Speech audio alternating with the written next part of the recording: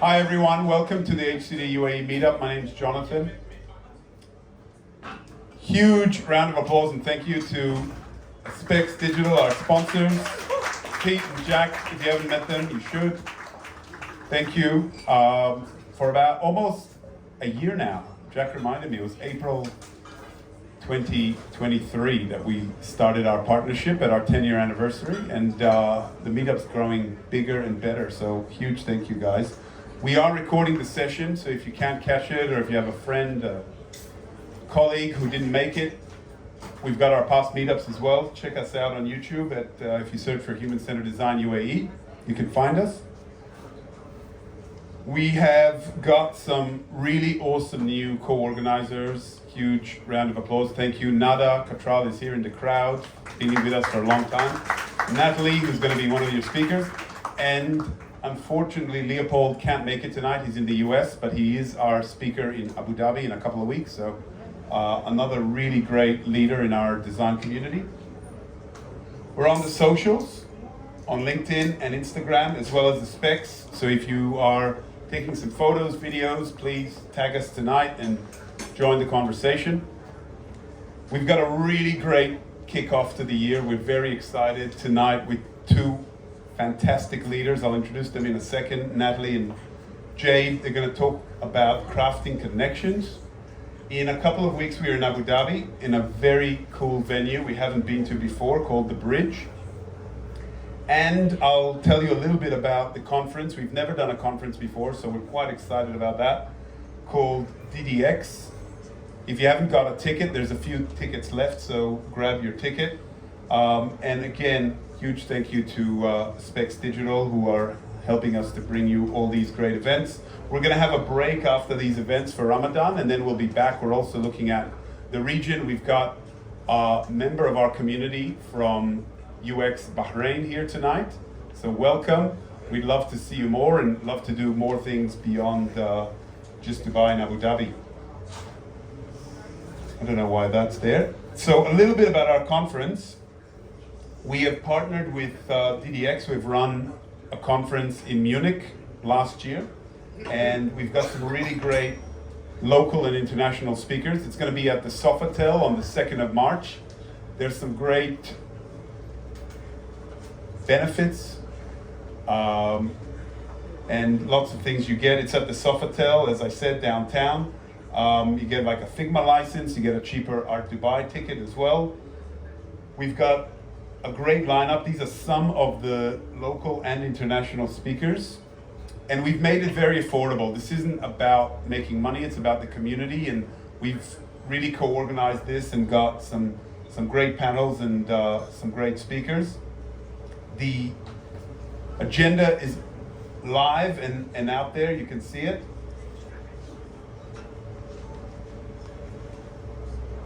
And these are some of what the ticket includes: 50% off from Art Dubai, 6 months free Figma account, coffee, access to the conference and all the talks, networking. We're probably going to do an event as well following the conference, so would really love all of you to be there. It's a celebration of where the community has gotten to, so it's going to be really great. Hopefully I'll get out of your way, but there's the discount code DDXHCD24 for your 20% off. But as I said, it's already there just to make the conference happen. So I just want to introduce our speakers now. Don't want to take too much time. Nathalie is the managing director at Inibus & Co. and co-organizer of the HCD UAE Meetup. She's a service designer and strategist with 20 years experience. And her goal is to reimagine and simplify the way service experiences work.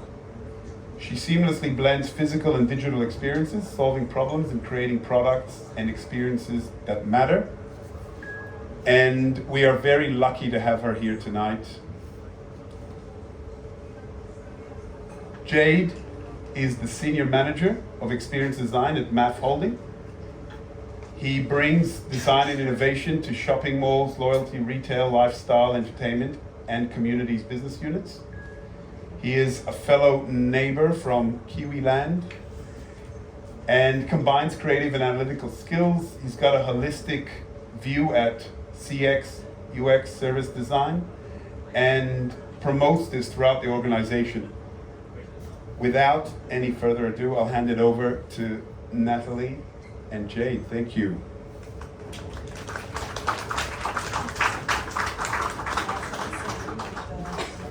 Thank you, everyone. Thank you for being here. Obviously, you know the subject of our conversation today, which is about crafting connections and service design. So I'm sure all of you have some interest in some shape or form of it, whether you are a service designer right now or it's something that you're exploring or you're curious about what this practice is all about. We did a survey prior to this evening about asking people's knowledge of 1 to 5 of their kind of understanding of service design. We got a mix, to be honest. We got people that really don't know anything and some that say, yeah, you know, I'm an expert in service design. So we're going to craft our conversation today by asking everyone some initial questions, because that is how we want to craft connection with you this evening and give you like first-hand examples of us service designers and how we engage with you all. So if you could all go on, scan either the QR code if you're able, or go on menti.com and type in the user code. And if you can't see it from a distance, I can read it out to you. But all please go on that, please. And I'll give you a few moments so that all of you can go in.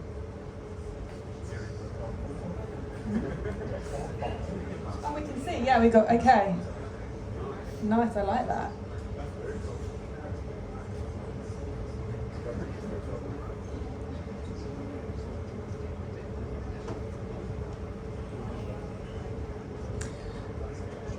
So before we start, we're going to have, Jade and I, we're just going to have a really interesting conversation with one another. And then what we're going to do, because there's loads of you here in the garden as well, and for you to shout out questions to us is not only going to be painful for you, but it's also going to be painful for us to actually hear what you're actually saying. So at the end, you can ask an anonymous question, and all the questions will be listed out, and we can answer them in turn. Yeah, look at that. So we'll have the conversation, and then you'll have the opportunity to ask questions through Menti at the end. All good? Excellent. So we'll wait a little bit. It's slowed down. Yeah, can we get it to 400 people? Yeah. That's double the RSVP. Pull out your work phones and your personal. So if you scan, you're brought to the QR code, but if you go to the menti.com, you have the use code, and then it brings you back to the QR code. Yeah. We need to move forward. We need to move forward with the presentation. Yeah. Well, that's okay. All right. You're in the right place. Have you been in present mode? Oh, Yes. yes. Give us a thumbs up. All right, we're going to start, okay? All right, can everyone now see on their phones this question? Put your hands up, okay. Yes. All right. All right, so in a few words, all right, what comes to mind when you think of service design? Don't think about it too much. First thing that comes to your head. Love it. Ooh. Accurate. Confusion. Seamless. Everyday life. All right, it's getting very chaotic. Holistic, I like that. Easy, about ease. Everyday life. End-to-end journey. Not product. Transparent. Systems, yes, very much so. Cinema ticket. Oh, I'd love to know who mentioned that one. That's interesting. No stress. Anything kind of popping out to you? A to Z, yeah. We have to be very intimate this evening because we have one microphone. Okay, we'll wait a couple of seconds and then I think we can start commenting on this because I think all of them are very valid. Not sure about the cinema ticket, but I think everyone seems to have a part of an understanding of service design, so that's great news. And very promising here for Dubai to have that level of maturity. All right, okay, so before it gets any smaller and I need to take out my glasses, let's have a look what we've got here. So we've got customer experiences, service blueprints, process, systems, journey, end-to-end. Yeah, so in a nutshell, Jade, what do we think service design is based on these answers? Is there anything that's just coming out to you and saying yes?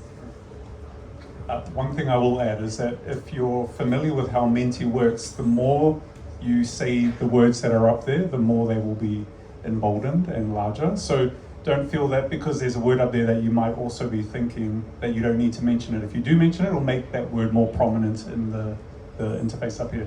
So if we kind of go straight for the target and look at a couple of the words around the center there, process, holistic, systems, let's touch on those three to start with. And I love that somebody thought of the word design as well. They're very smart people here this evening. So processes, yeah, very much. When I think about service design, you can literally unpack the words in the title there. So service and design. So then what is design? If we were to break that down, many people have their own interpretations of what design is. For me personally, if I was to share my personal understanding of what design is, it's about understanding a person or a persona or an end user, a customer, a human being, and helping them reach their goals. And we use design to help them reach their goals. When I think about service, it means that it's more than just the tangible. It's also about the non-tangible, whatever that word is. There must be a fancy word up there for that somewhere. And so when you bring those together, it's about creating and facilitating and helping people reach those end goals beyond just creating and designing physical experiences. So it casts a very wide net across physical, spatial, and processes as well. That's my interpretation. Well, some people would think, well, what's the difference between customer experience and service design, CX, right? So customer experience looks at the customer. Service design gets a little bit more deep. So the customer journey map will look at a start and a finish of a particular journey. And service design will go from the surface to a core of every single step in a particular journey. So that's when you start looking about how something, looking at the seen and unseen of an experience. What do I mean by that? Because to be able to power an experience, you need the backstage of people powering that, right? And that could be through technology, it could be through a human, but everything has to be in sync to be able to have that happy customer experience across the journey. And so that is essentially what the difference is about customer experience and service design. And on top of that, I would say that service design looks at the totality of an experience. Okay, so whether you're working for a product company, let's say Talabat, I don't know why that comes to my mind. I think Jonathan just mentioned it. Sorry, no plug for Talabat. But think of the app that you use to order your food. That's not the product, right? That's part of the product. We need to start thinking holistically, okay, and thinking what are you thinking before you're even thinking to order food? And that's where the experience starts. And then where does the experience finish? It doesn't mean after you've ordered, it's after you've received your food, you've eaten your food, and whether you're throwing up in the toilet or rubbing your stomach thinking, yeah, I'm eating really well. We're thinking really end to end. And a lot of people seem to think that when they work in a product company, the tech part of it or the platform part of it is the experience, but it's not. It's everything else in between. Let me see what else there is.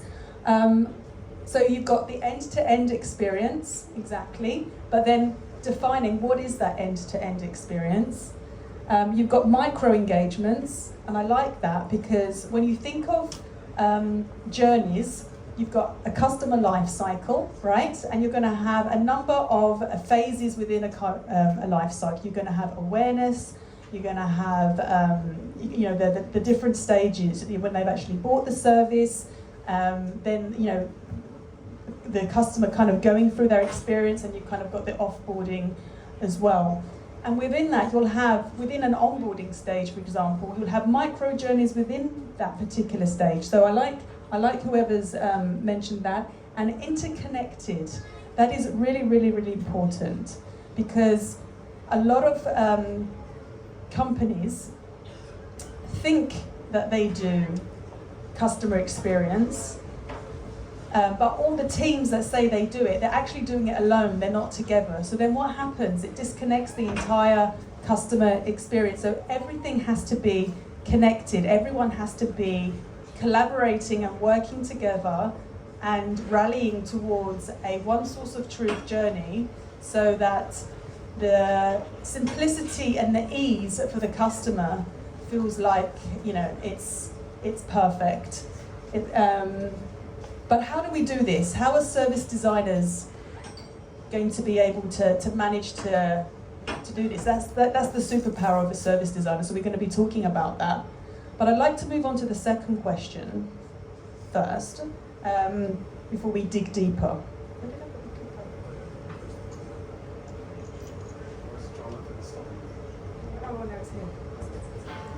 All right, so in a few words, what do you think service design is not?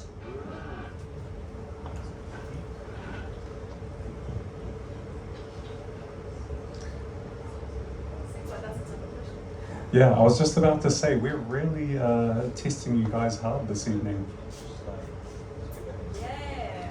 So, in a few words, what do you think service design is not? It is not blueprints, yeah, that's an artifact. It's not complicated, yeah. That would be nice if it wasn't complicated, sometimes it can be. Definite, right? Rigid, so it needs to be flexible and be able to change. It is not unchangeable, correct. Interesting to see UX design come up. Maybe we can talk a little bit about what is the difference between UX and service design. So one more time, the question is, in a few words, what do you think service design is not? So it is not UX, and it is not product design. So I'll just quickly add in here, most of these I would agree with, for sure. And when I think about service design, it's really very much a multidisciplinary skill set. So you need to be able to understand and live and breathe different sorts of design areas of the business. So that does include UX and say UI and product design. It's not just one particular design discipline or design field. And so you need to be able to understand all those different types of design to be able to execute a proper service design. And really it's dependent on the industry that you're in and how complex the problem is, would then determine what skill sets you might need to have under your belt. And then I think we can even go beyond just the actual the disciplines themselves and into, it's not just a skill set, but it's also a mindset. So you really need to be able to think differently to say some other design disciplines. So you really need to be able to join the dots, to think holistically, to be collaborative, to be able to communicate and coordinate is a huge part of this particular type of role. Maybe you'd like to add something else as well? Yeah, I would, yeah, thanks for that. I totally agree with what you've said. But what I want to elaborate a little bit further on is when we say it's not UX design, it's not product design, it's not only UX design and product design. So as a service designer, you've got to look across the Zoom. And what do I mean by that? Okay, there's different levels of Zoom that a service designer needs to interact with. So it is user UI, it is user interface. Looking at the micro interactions in a particular form, a button. You need to look at UX because the UX looks at a particular experience at a particular moment in time in the overall end-to-end. So you need to have an understanding of UX too. You have to have an understanding of service experience. How, for example, if you're applying for a passport online, how that journey from start to finish works and how the systems and the policies and the technology used to be able to power that experience. Then you've got service strategy, where it's being strategic now. You're kind of looking at how a service in general should be delivered from a company perspective. And then you've got business strategy. It's understanding the vision of the CEO, what is the vision for the company and how does that connect all the way through those different levels of Zooms. And there are different methodologies and tools that you need to know to be able to navigate across all those levels of the Zoom. Okay, so as a product designer, I know there are many product designers in the house. How many of them have we got? I think we've got a lot. Yeah, okay. As a product designer that wants to start thinking of being a service designer, you need to expand your understanding across the levels of the Zoom. Go beyond UX, for example, and say, okay, let's move on to the next level of the Zoom. What are the tools that I need to go beyond that? Because, why? You need to augment your skills and be a strategist. Because as time moves on, as technology moves, as AI moves on, I mean, I'm not saying that those jobs are going to become redundant, but if you upskill yourselves in a more strategic role, you will become more valuable as an important person within the organization. Would you think? Yeah, totally. So being a really good designer is only one part of the role. And I think a huge part and a very important part of your role as a service designer is being able to build those connections within the business because you're part of this overall machine that needs to produce a product or a service. So when you are practicing as a service designer, it's really important that you understand the needs of the different stakeholders that you're going to be working with. So if you are in a role that is working within one particular team, there may be people outside that team that you're not working closely with that are actually the people who are going to be making the decisions around whether it's a go or a no-go for the design that you come up with. So you really need to understand who are those decision makers, build those connections with them. You need to go beyond just the four walls of your product team or service design team. I think that's all to that, yeah. And I would add to that and say service design is understanding different languages within the organization. How often, when you're talking to an engineer, for example, and they have no idea what you're talking about, and you just cannot connect, and you cannot find that common language ground to be able to work collaboratively together. I'm using that as one example. I can say the same as working with the finance. If these people are integral in crafting all the connections of the end-to-end experience, you need to talk their language. So you need to be multilingual within the organization. You need to understand how they talk, the words that they use, their KPI, their success metrics, and really get under the skin of how the different teams work inside the organization. One of them said that service design is not a blueprint. Jade said yes, it's an artifact, but service design has many facets, right? It's process orientated, so you will have an experience blueprint that you would use to map out your start to end and service to core. And it's a great tool that service designers use. You need to use it well. It needs to be a livable and breathable artifact. It can't just be something that you plank on the wall. It has to evolve and iterate over time. And there are great tools now in the market that allow you to create frameworks of journeys now that you can iterate over time and be able to track opportunities and solutions. Before we were doing it all on Miro and it's just an isolated artifact, and now there's a really cool software, if you haven't heard of it, it's called They Do, All right, so if you really want to get into service design, this tool, which is free for the first 3 journeys, can allow you to start you can start playing with it and start seeing how you can utilize that as a mindset of a service designer. Okay, so we're going to change the conversation a little bit because I want to ask Jade a question about how you got into service design. What made you get into that role? And I think it's an interesting question because there is not one set way, and we're going to both share our stories on this. Fabulous, yeah. It's a very interesting question. I'll first start by asking a question back to our wonderful audience here. How many people grew up, put your hand up, wanting to be a service designer when you got older? We have one. Okay, we have an exception. Love that. I'm so happy for you.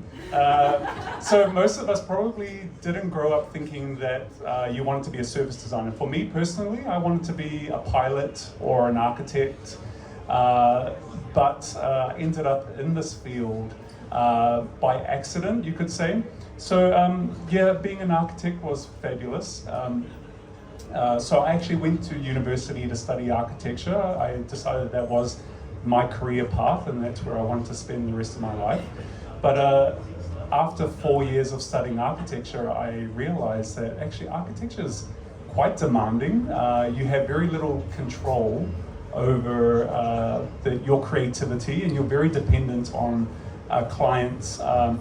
And so therefore, I realized maybe this isn't going to fulfill my passion for design. So I started looking at some other different areas of design that I could still flex my creativity and landed on industrial design. So that's what I ended up graduating with and qualifying with in regards to industrial design. But this is back in New Zealand.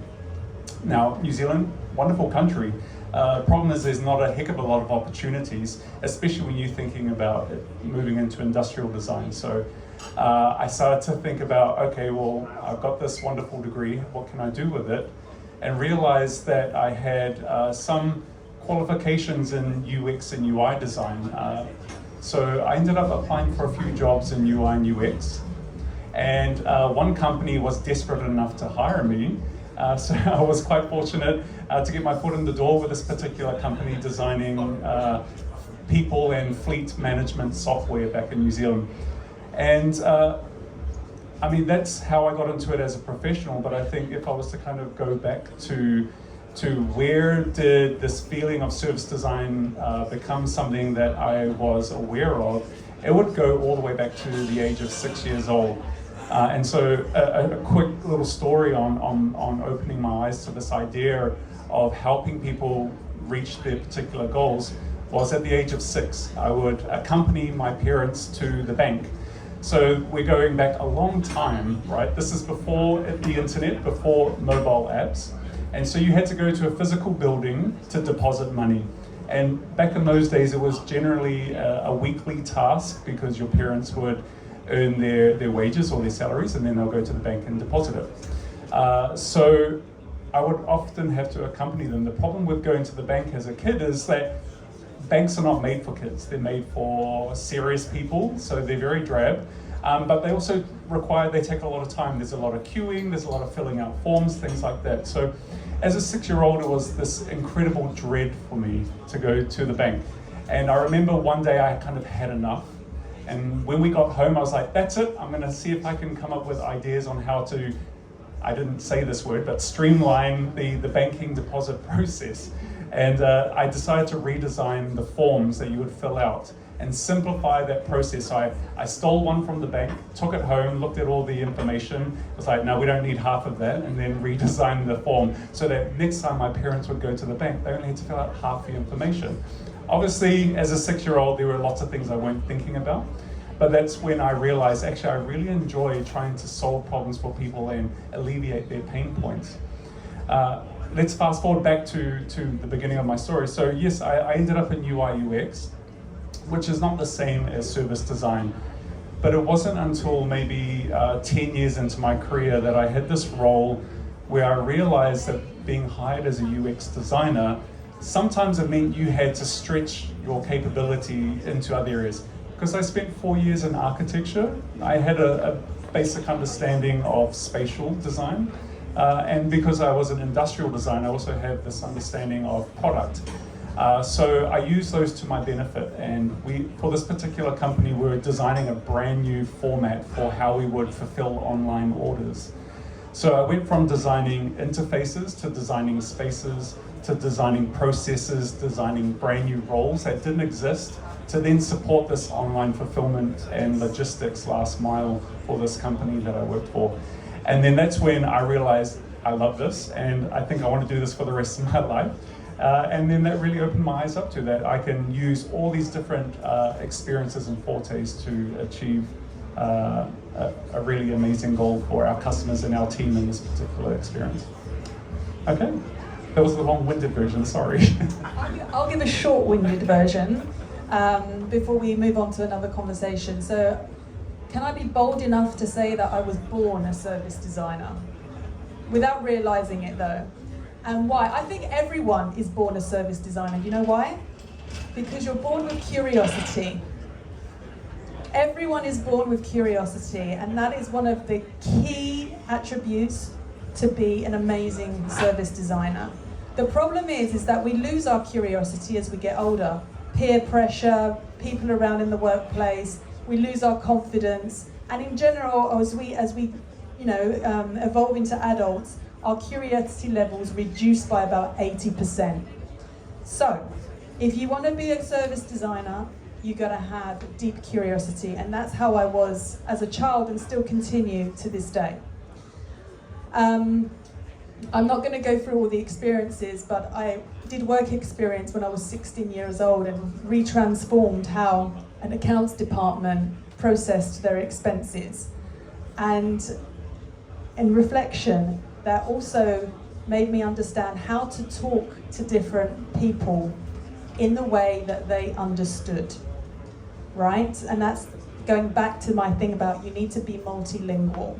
You need to be able to have that empathy and also that confidence to go and speak to a senior person, to go and speak to any person and just speak on their wavelength. And I was already able to do that at 16, and I'm sure that all of you, if you feel anxious for it, I can't speak to that person, if you're going to be a service designer, you're going to have to learn that lingo. So that would be a big advice to all of you, to start thinking about how you speak to people and engage with them in your organization, because you won't be able to craft the connection if you don't bring the people together, if you don't rally the people together. I've worked in banking, I've worked on online banking, and I've always gravitated towards optimizing experience, relieving people's pain, essentially. And that's like the purpose of my life in in my walk of life. And my question that I want to ask Jade is actually, how could you connect service design to something in your life? And then please also think of that also for yourselves. Like when you're organizing an event or hosting a dinner or a hobby or something like that, how can you connect service design to something in your normal life?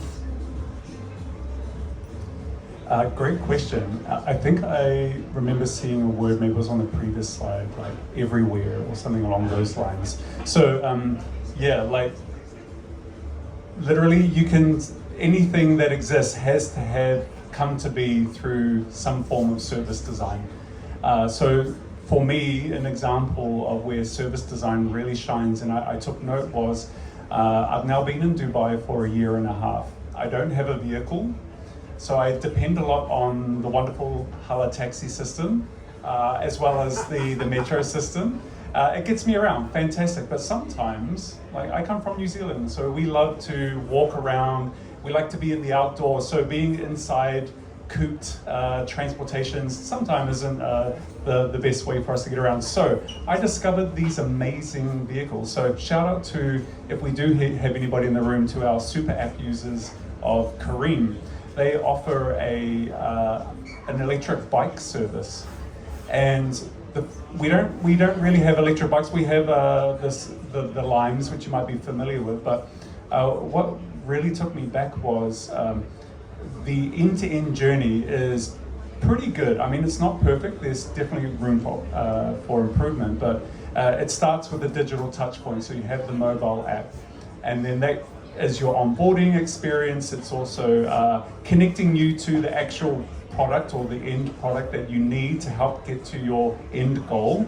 Then you have the physical product itself. So once you find the bicycles, you have the bikes there. But then behind the scenes, naturally as service designers, we start to try and figure out and understand how this could potentially work. So I started thinking, like, these bikes, first of all, they have to be maintained. As users of the bikes, we don't really see that. It's like magic. They're just there and they work. They have to be charged. So how do they get the electricity there?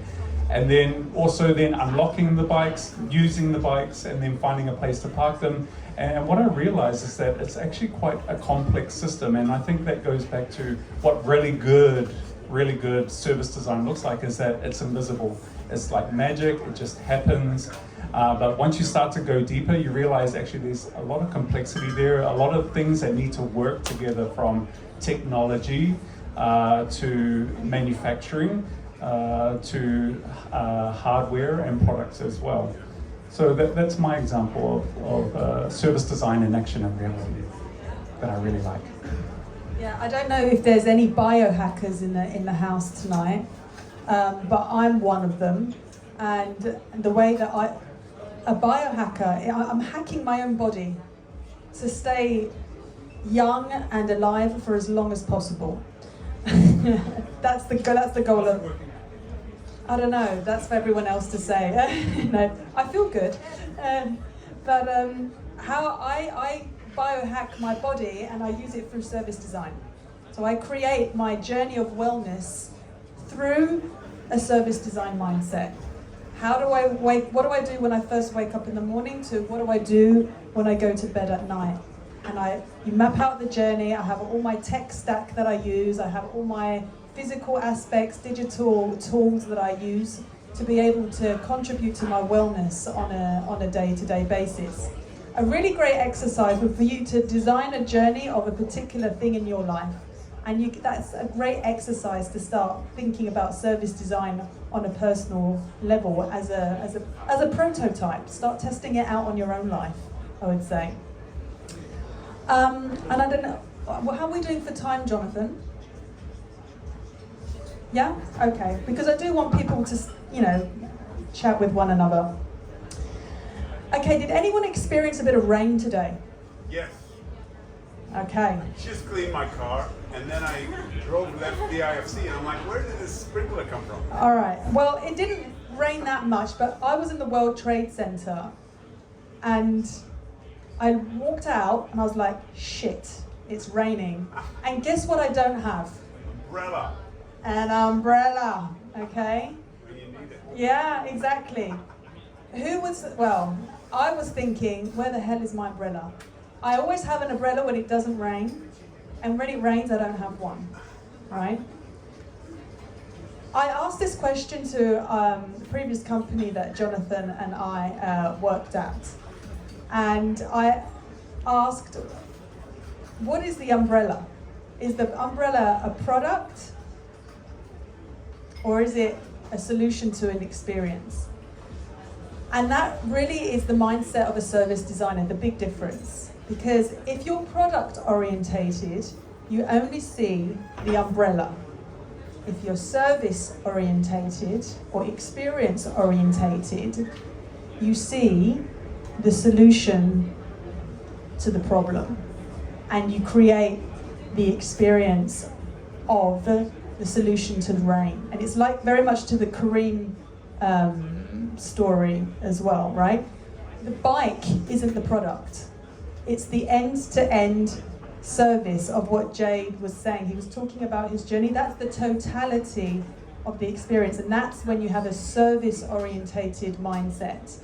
So when you are building product and you work in a product team, don't get all sucked in and say, that's product. You've got to think of product holistically. I wish they could just change that name, because it's really misleading in my opinion. But anyway, that's for another discussion. And would you agree, Jonathan? Yeah, I agree. I'd said that to a CPO and he wasn't very happy with me when I told him. Okay, so let's have a look at something else. We were talking about service-orientated mindset, shifting away from a product to a service-orientated mindset. Another thing, when you're service-orientated, you don't see your customers as pure consumers of your product. Because when does the value happen? The value happens when your customer interacts with that product, and that is only the time when you get value exchange. We were in Abu Dhabi, actually, again with Jonathan. I'm stuck to the hip with him. And there was a guy that he had a startup. He goes, "Yeah, we're doing really well. We're doing really well, but we don't have any engagement on our platform." I'm like, all right, how are you doing really well if your customer is not engaging in your product? You're not giving them value because they haven't engaged with it. So that co-creation of value hasn't surfaced. So what I want to say on that, and Jade, maybe you want to kind of evolve on that conversation, is you can't say that. You got to understand what your success metrics are. If your customers are not engaging in your experience, you are not creating value to the customer, and it's not creating value to the business. What are your thoughts? I couldn't agree more. Sometimes we forget what we're designing for, what problem we're solving, who we're designing for. And so with design, it's very easy to get caught up in the world of design and get carried away with the beautification or the aesthetics of the design, but then lose track of what you're actually trying to achieve. And if you don't keep reminding yourself of what are the success metrics, it's very easy to get caught in that trap. So when you are constantly, if you have that hypothesis in the beginning where you're able to understand and articulate very clearly what it is you want to achieve and why, you also then need to understand like how you're going to be able to measure whether your design was successful or not. And it only needs to be a couple of things, but what you kind of want to look at are the hard facts and the data. You don't want those vanity sort of metrics to work with. So that means you really need to think about, as you're designing, how is that moving the user or the product, or whatever the metric is, moving the needle in the right direction. And if it isn't, then maybe you need to start thinking about what it is in your design that is actually going to move you towards that metric. So setting those metrics up at the beginning is very important and quite vital to your design process. So don't forget to do that. Yeah, and I would say anyone that wants to be a service designer or augment their existing role as with service design is you need to get in bed with data team, right? But yes, figuratively, just to clarify, you need to be the best friends with the data team. If you're not understanding how data, the type of data that gives you the right information, how can you design the right experience? Yes, you can get insights from qualitative data, but if you don't understand quantitative data, you're really gonna struggle. So when we're talking about Jack actually posted something very interesting, maybe at the end of last year on LinkedIn, about pie shape expertise. So I don't know if people know what that means. Is that the way that the world is kind of evolving now is that you shouldn't just be an expert in one particular thing. So if it's just UI, you shouldn't be just an UI expert. You should have also a 2-STEM subject matter expertise.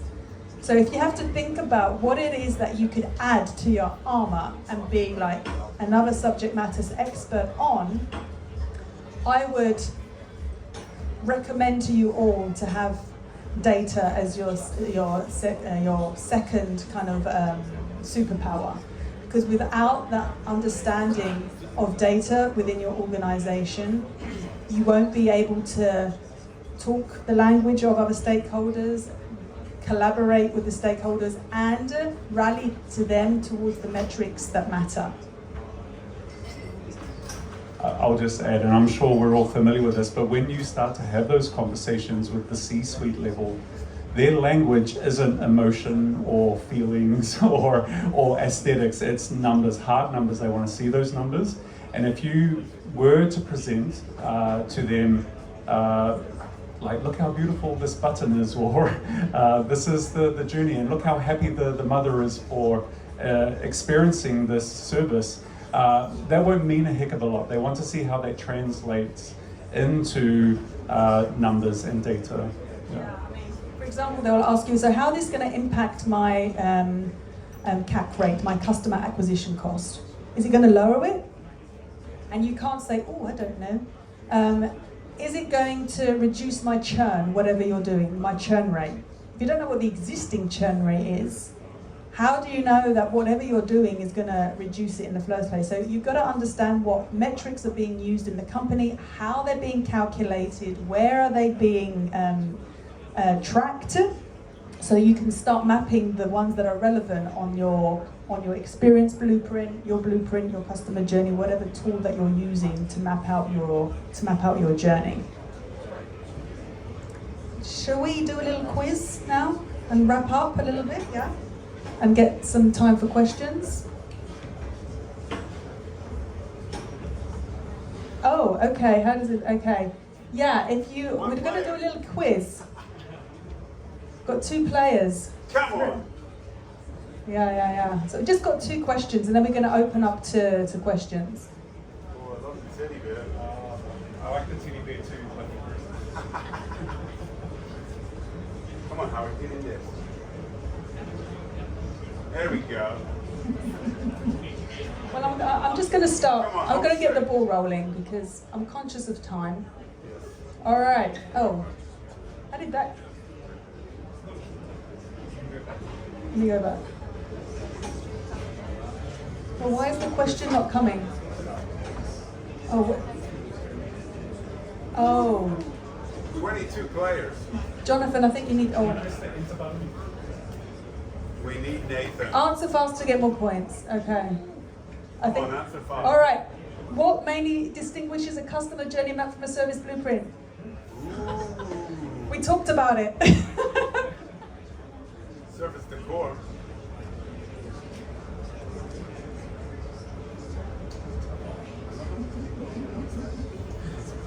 People are finding it difficult to. Yes. Well done. Yes, that is right. What is I was saying, it's all about the backstage. What is unseen? Well done. You've been listening. It's all about the backstage. Okay.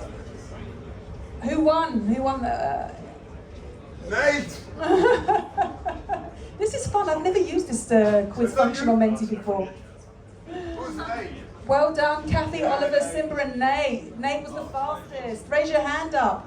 Where are you? Well done. Go, Nate. All right, let's go for the next one. Can you please, Nathan, could I kindly ask you to press the enter button again? Thank you. All right. Answer fast. All right, what are the key benefits of implementing journey management in an organization? Remember I was talking about journeys.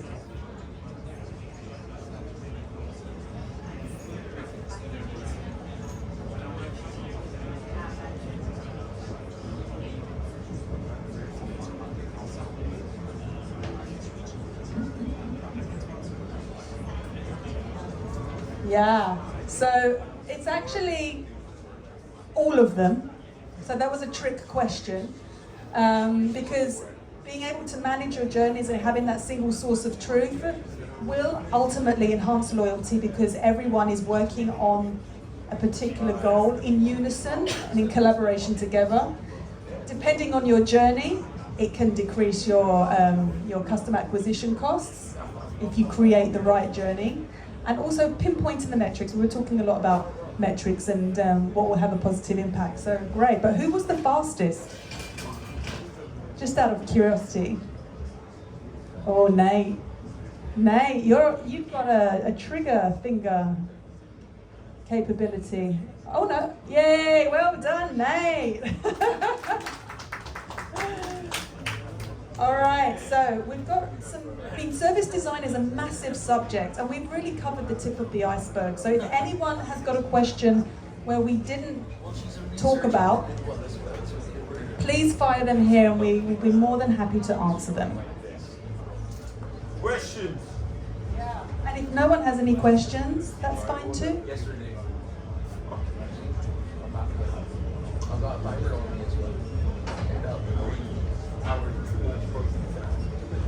I don't know how this works.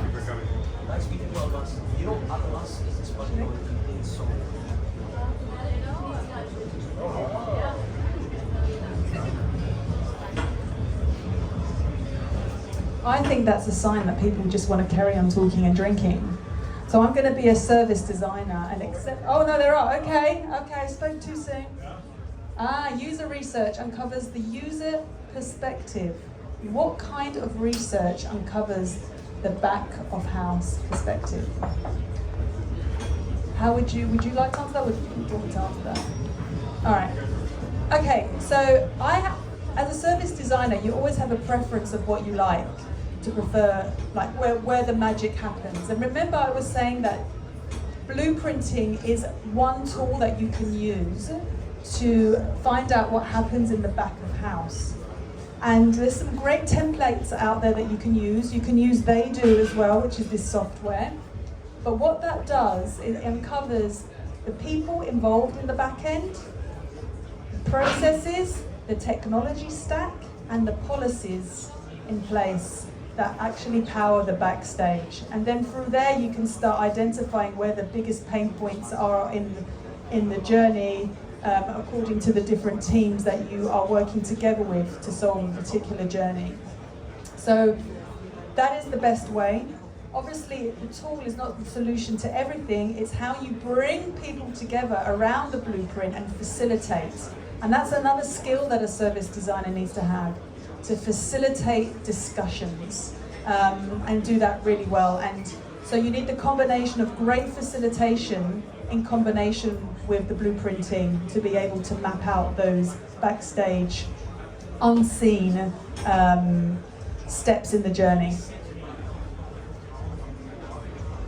Hope that answers your question, whoever asked that.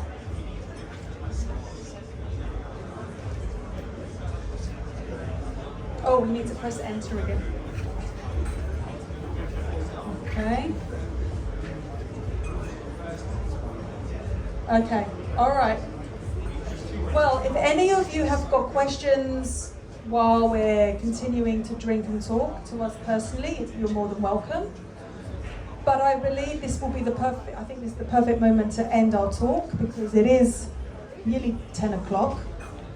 Hope everyone's found something that they can take away with them tonight and say, you know, I didn't know that before, and now I know something new. That would be nice, wouldn't it? So thank you very much to you all, and thank you, Jade, for participating in this with me.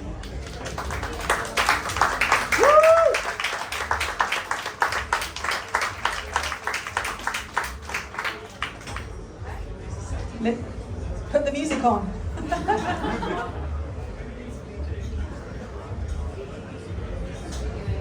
Thank you, Jade. Thank you, Nathalie. That was awesome. Big round of applause, Nathalie and Jade. We've got all night, so feel free. Network, ask more questions, and party on.